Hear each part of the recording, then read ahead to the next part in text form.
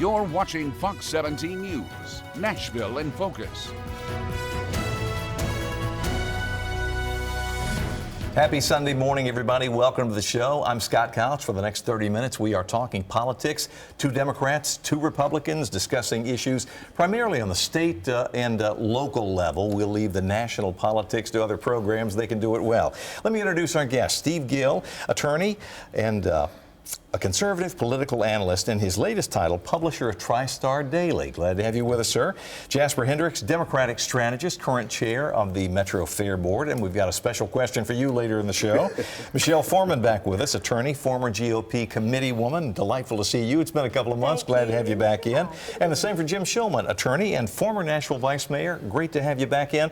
Last time you were here, the Constitution tie was on, and so I hope it's still okay. It's okay. I hit Steve with it, and I had to take it to the cleaners after that. Oh, goodness. There it is. I told you, 2 Democrats, 2 Republicans, the first shot thrown. Guys, let's weigh in on something that I think there may be or should be agreement, I should say, on the panel. We've talked about it a great deal. We're talking about the Education Freedom Scholarship. Some people call it the voucher program. The Democrats have, sort of given it that moniker. And we just learned a couple of days ago that there's a financial disparity in terms of what the people who got the Education Freedom Scholarships from the state to go to private schools versus what public school people get. And we're talking $272 difference in large part. Some counties, the disparity is even larger. The voucher folks got 7,295 people. Regular school kids get 7,023. Michelle, you get the first bite at the apple. Your thoughts? I don't think I can adequately articulate what I'm feeling, but I'll make a stab at it. Again, just a poorly written bill, and I think we can all go back and agree to that. But the first thing I thought of when I saw this was, wait a minute, we've got Americans for Prosperity. They've got a state deputy director, Mike Sweeney, who got 3 of these vouchers right off the bat, valued from anywhere 10 to 11,000 before fees set in. He's got 3 kids already in private school.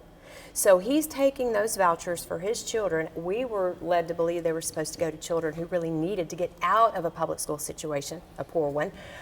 So there's that. But then the values are so different. We are constitutionally obligated to provide a public school education. It's my opinion, and I think everyone shares that opinion. It needs to be an excellent education. Well, if you're putting more money into these vouchers than you are the public school, how are you ever going to attain that excellence? I mean, money is not everything, but it's a good part of it. So again, I'm disappointed. I know Jasper was dying to get in on this and said I didn't ask him first, so you get the next bite at the apple, sir, on the other side of the political spectrum. Well, no, I agree with Michelle, and I think a lot of other people will sort of coalesce around this issue as well. And it'll be interesting to see if some parents would actually take legal action, because as Michelle mentioned, our state is constitutionally obligated to provide public school education. And if they're taking steps to undermine public school education, in our state, I think that's something that parents need to stand up for, and helping the state to realize and to their mistake and to rectify the issue. Tennessee is already at the bottom when it comes to funding per pupil. And so it's an embarrassment to say that, we were going to give more, we're going to give more to children who are going to go to these private schools, who are already in private schools, who parents, and I think one story that you guys did and interviewed a parent, and she said, when they had the fiasco about who was going to get a scholarship and not get a scholarship, she was like, we were already banking on using this to buy another home. So it's just like, so again, it just says what Democrats were saying, from the beginning, that this is a scam, and, this is just another way to get money into the hands of those people who can really afford it, and those people who are sort of, who are not the have, the have-nots are left behind again. Steve, if he finds a plaintiff, will you file the suit? I think it's a good lawsuit because the state of Tennessee has a constitutional provision. You can't have 2 separate systems. You have to have one education system, and this is establishing with different money. There is you know, precedent rich for and that less. argument. Yes, and I think I'll talk to you. You'll get to that. Maybe we'll even Was bring that you Brown as an versus the associate. I'm not an attorney. Wasn't that Brown versus the board?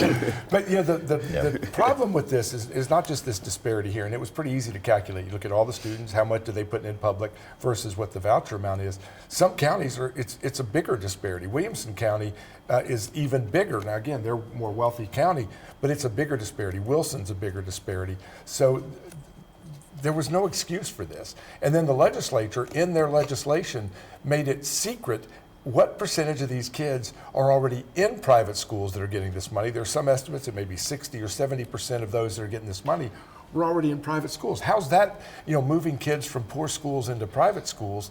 And I think a lot more needs to be revealed. This has been as transparent as mud, and it has been from the beginning they started selling this scam. Well, and one of the questions that I want to put to the panel too is, can it be fixed? But before I get into that, and I don't want to cut you off the minute I give you the microphone, let us squeeze in a commercial break here. When we come back, we will pick up right where we left off. It's an important topic. You need to understand it and decide how you feel about it, so you can maybe speak to a lawmaker and let them know what you'd like them to do. We'll be right back. You're watching Nashville in Focus on Fox 17.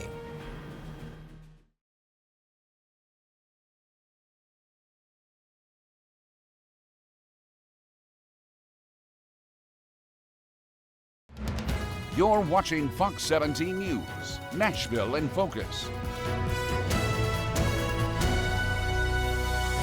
Picking up where we left off, a disparity between the scholarships that about 20,000 Tennessee student families are receiving versus what the public school children are having spent on them. Jim, is there a remedy? We sort of laid out the problem, and it's a problem even, the governor and, Speaker of the House and Senate cannot say it's not. What can they do? Should they do? Well, I'm not a big voucher program person. I don't think it was a good idea in the first place, but it's there. And whenever you pass legislation and you put it on the books, then you better have people watching it. You better have people that are keeping a very close eye on basically on how you implement the law. And if these disparities are happening and they're not supposed to, then somebody's making a mistake. And so what you have to do, the way you fix it, you go back to the law, you make sure it's right. Obviously, when you pass laws, sometimes you have to go back and fix the laws if there's a mistake. But when you're dealing with money, particularly on an issue like this that is so controversial, you better have somebody watching the store and making sure it's done. Well, it's not that complicated. To your point, hey, we want to make sure, how much are the public school kids getting? All right, make sure the vouchers are no more than that. Right, but but this makes it different. So Tennessee has sort of become the testing ground for a lot of what we're seeing with Project 2025 and some other things that we're seeing that's happening across the country, as far as, including gerrymandering, right? So everyone is talking about what's happening in Texas, but this was done in Tennessee, a few years ago. First. Right, we did it first. And so now the president and part of Project 2025 is to dismantle public education. Is this a first step? That's nobody's plan. Is this something? Yes, they are trying to dismantle the Department of Education. That's what they talk about all the time. Dismantling the Department of Education in Washington doesn't hurt a single school. They don't teach a single kid out of Washington. They're trying to dismantle the Department of Education. That's part of their goal. And this could be part of that. But it's part. We're talking about public schools. We're talking about public schools. The Department of Education doesn't teach a single kid, Jasper. So let's put the money here. They're trying to dismantle public education. We just want the best public education. We want the best. Quit changing your we are terms. constitutionally obligated and is not mandated. dismantling We want the public best. education. And when with that becomes changing the way that what we see public education today. Yeah, let's spend the money here where Tennesseans can decide how to spend it rather than some but bureaucrat it's doesn't know not my happening. kids. So I hate to leave this topic because this is great television. We can spend the rest of the time on I this. know, but I want to shift gears to the governor's race. Something President Trump said. We wondered, who he's going to endorse on the GOP side in this race. And since we were last together, the president made a comment saying that both Rose and Blackburn are terrific. His words. He says he wishes that he didn't have to choose between them for an endorsement, but he probably will. My question is, who will get it? And when Rick Williams was here a few weeks back, he mentioned that the key deciding factor may be who voted to, I guess, invalidate the results of the election and who did not. And Marsha Blackburn voted, I guess, to validate them. John Rose voted did not. Will that get him Trump's endorsement in your mind? I think there's a lot of other issues that'll go into his decision making, and I don't think it'll be soon. I think John Rose needs to close that ID gap, that name ID gap, so that President Trump can say, man, it's a 40-point gap, she's going to win, I'm for her. If he'll close that gap, it makes the decision a lot tougher. In the meantime, Republicans, with Mark Green's resignation, have a 2-vote majority in the House, have a 3-vote majority in the Senate. President Trump doesn't need to pick enemies on the Republican side, on either side of that aisle, when he needs every single vote. I don't think he can not make an endorsement, or do you think he could sit this one out? No, he's not going to sit it out. I mean, but he has time. You know, the election is not until next year. And until, you know, and then I think that's trying to figure out, too, if him getting involved now, what will be the impact for the 7th congressional, special election? You know, and so how could that turn out? He does like to back a winner. Right, and so, but he has time. He has until next, August, really. Yeah, I mean, he hasn't seen who the Democratic candidate's going to be. Maybe that's something he should wait for. Yeah. What do you think? I'm thinking he's not waiting for that. You don't think he's going to do that? That's just me. I could be wrong. Do y'all even have a Democrat candidate for governor? Let's just keep going. There are 3. They're not widely known, but there are 3. We have some. We have some that don't. Like I know you never. Never count out an election. There's a city councilwoman in Memphis who's running. I'm going to do that. Along with a community activist and a couple of others. I would hate to see him endorse either one. The grassroots are going to be firmly behind, I believe, Congressman Rose. Marsha did not, or she voted to certify an election result that she said she was not going to. I just would hate to see a beloved president, especially by the grassroots, endorse and maybe endorse someone that the grassroots does not support. I just don't want to see that. He doesn't have to. I would say please stay out of it. You're suggesting it might backfire, perhaps, if he does. Might. I will tell you who I feel like the grassroots are behind, and that's Congressman John Rose. I heard you say that. And they love President Trump. But I don't want to see the president. But to Michelle's credit, though, a Trump endorsement only works when he is on the ballot. Right, so this is be an election that he's not going to be on the ballot. I know what you're saying. Yeah. And he doesn't the coattails have to. might not necessarily exist. And the Tennessee governor's office is going to remain Republican, so he doesn't. This isn't one where he needs to move the dial. Well, and most likely you're right, but you never know. I mean, that's just the thing. You just never know. And I know the election can't beat somebody with nobody. Well, okay, we'll just.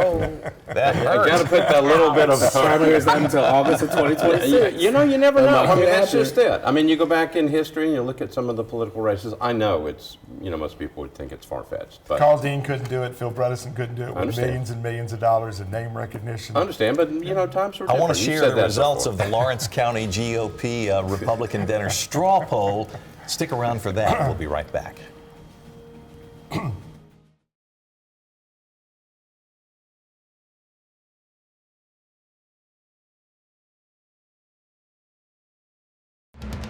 You're watching Fox 17 News, Nashville in Focus. Last weekend, Lawrence County Republicans had their annual Reagan Day dinner. They had a straw poll, as often happens, both Democrats and Republicans when they do those things. John Rose in the governor's race got 60.8% of the vote to Marsha Blackburn's 35% of the vote. She had represented that county in Congress for 8 years. Do these things mean something? I know they don't mean everything, but do they mean something? It certainly gives a boost to the John Rose team to say, hey, we won. And there were about 350 people at this dinner. So the percentages, aren't just, okay, if there's 12 people there, that you can have a big percentage. So it was interesting. I did talk to Marsha's campaign person, Ward Baker, who said, look, we aren't going to let movement confuse us with progress. I'm not sure what that really means, but these little things they say don't matter in the long run. And again, we're a year out, as you pointed out. Oh, sure, lots of time. But it's good fodder. I got a release from the Rose campaign. I already had the numbers prior to that, but they did want to tell people about it, so I guess they were proud of it. I would be too. Again, grassroots. they really gravitate towards Congressman Rose. And it's interesting too, because speaking to Ward Baker, they could have brought in as many voters in the straw poll as they wanted to. Yeah. They could have Because you know they're going to purchased do the poll. it. And that happens all over the state. It happens all over the state, and it's interesting that they did not do that in this particular one. If they Interesting. won, they'd be touting it. Oh, you know they would. Yeah, so it's a boost. It's something to say, but then again, it's so early. And then it's also, but your point is well taken in the sense that we know how these things work. You know, if you want to win those things, you get a lot of people to come in and vote. And Buy that's how you tickets, do it. yeah. You buy tickets and you vote. Hey, And Jim, I'm trying to put on a good showing. Could you come? Could you bring 5 or 8 people? bring your friends and, Jasper, and, could you and bring have fun. some? Sure. That's why how- all these county that's how you do it. organizations are going to tout. We're going to have a straw poll because then they sell more tickets. Well, it's part of it. Hey, listen, something interesting, maybe not so interesting. East Tennessee Congressman Tim Burchett put out an endorsement for Marsha, but he had also just a few weeks back said if she wins, I'd be open to Senate appointments. So I guess we knew he was going to endorse her. Right. I think a lot of people, and I think that's the dangling carrot there. Is thinking that in case she becomes governor, that she's going to be able to name Fill her her old successor. seat. Yeah. Right. And so you get in early, to try to kiss the ring and try to figure out, but he's going to have to figure out if he's on the right side of that. Issue, there. Tim Burchett's really outspoken and says a lot of things that wind up on Fox News and other places. Does an endorsement from him carry weight in your mind? I know you're on the other side of the party, but you know who he is. Oh, I know Representative Burchett. And Used to be in the state senate here. yeah, used to be in the state senate here, and now a congressman. I still think it's too early. I mean, I understand what this is, and I understand the games that are played. But there are a lot of other congressmen, particularly Republican congressmen in the state of Tennessee, and a lot of other people who may not be in Congress who also may be looking at that Senate seat. Yep. So Exactly. I think that's one of those political games you play very, very carefully. And I think every Republican congressman except Scott DeJarlais has said, oh, I'd like to have that Senate seat. Kustoff, Fleischman, Burchett, Ogles, everybody has said, oh, I'd like to have that There's if a it long comes line. open. So Well, let's be honest. All 5 of us around this table would like to have that U.S. Senate seat, right? if she calls me. Yeah. I would say publicly, should that office be forced upon me, I too would accept the nomination to fill your unexpired term and then That's right. run for statewide office. And on that happy note, I'm going to take a commercial break. Please consider what I just said. We'll be right back. But don't bet on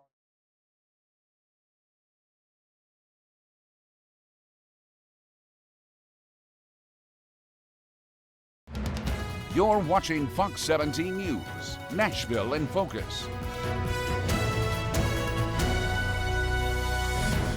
We spent a great deal of time talking about the governor's race, and as Jim pointed out, it's a ways off. Jasper mentioned it too. So I mean, that's on the radar screen, but as it goes, I want us to talk about it because I think it's important you be informed. But the 7th district race is far more pressing.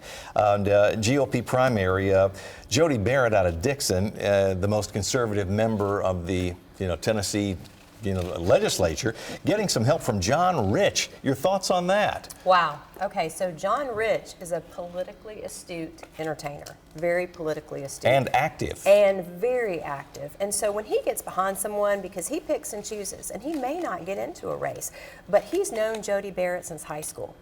And he firmly stands behind him. Jody Barrett has the most conservative voting record of any legislator. So he is the real deal. I did notice you put in here any other buzz in the race. Yes, what do you know? Well, I know that we have a contender named Lee Reeves who happens to house illegal aliens. Now, that was a special undercover investigation that was blown open by a conservative group. It happened at the end of last year's race. That was verified. Well, now we've gone and done open records requests, and we see that so many of those folks that are housed in an apartment complex in Houston, Texas, have committed, I believe it's over 1,500, there are over 1,500 arrest records, everything from assault to, well, I won't say it online, on air.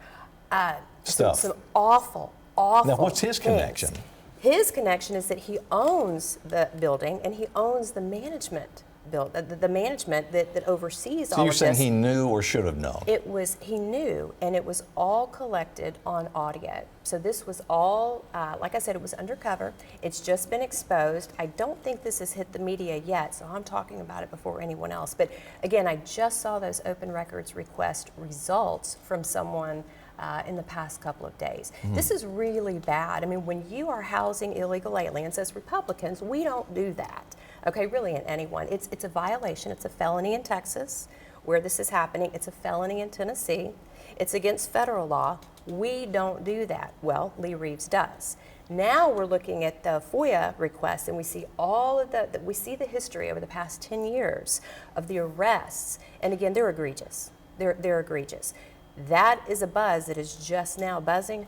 And so I expect that we will see more of that, and it will be in print. What's buzzing on the Democratic side in that race? Got three candidates who are in it. You got four people drawing in. I was concerned that I thought that maybe there might be an effort to just get it down to one. So we don't cancel each other out? Yeah, because you got 3 state legislators running against each other. That's not good. To me, that's not good for the party.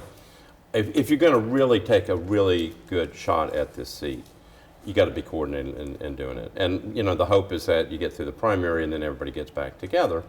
But sometimes that doesn't work as well as it should. I mean, I think it's better for the party to have the people to energize, the different segments and different populations of the party. I mean, you can run a race without negatively attacking your opponents. Do you think the Democrats are not going to sort of feed on each other? Right, and that's what they would have to do.